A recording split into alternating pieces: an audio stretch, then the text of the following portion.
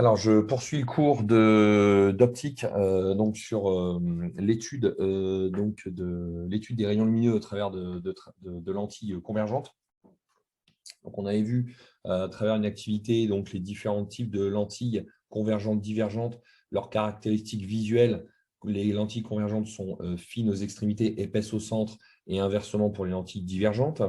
On a vu avant les vacances la construction de rayons, la construction d'une image d'un objet à travers une lentille convergente. Alors, je partage mon écran. Et donc, on avait ce schéma.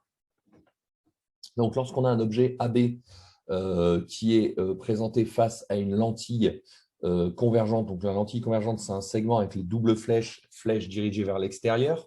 Pour trouver l'image A'B' de cette lentille, il s'agit de tracer 2 à 3 rayons. Le premier de ces rayons, c'est le rayon BO, celui passant par le centre optique, parce que ce rayon lumineux n'est pas dévié. Puis, au choix, soit prendre un, donc quand je dis un rayon lumineux, c'est qu'au niveau du point B, on a une infinité de rayons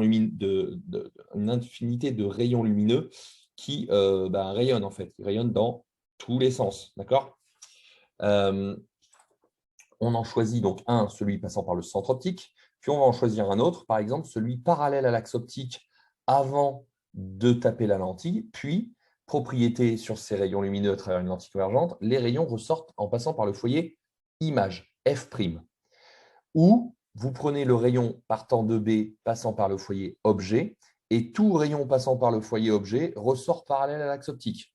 Donc ici, on a l'intersection de 2 à 3 droites, et à l'intersection de ces 2 à 3 droites, on a l'image du point B, donc B'.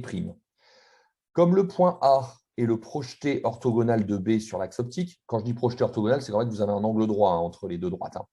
Eh bien, on va faire la même chose pour A'. On va projeter orthogonalement B' sur l'axe optique, et on a A'. OK? Donc ça, c'est la construction graphique. Maintenant, on va faire par le calcul, on va appliquer la relation de conjugaison dont je vous ai parlé la fois précédente. Enfin, je ne l'ai pas montré, mais je l'ai juste évoqué.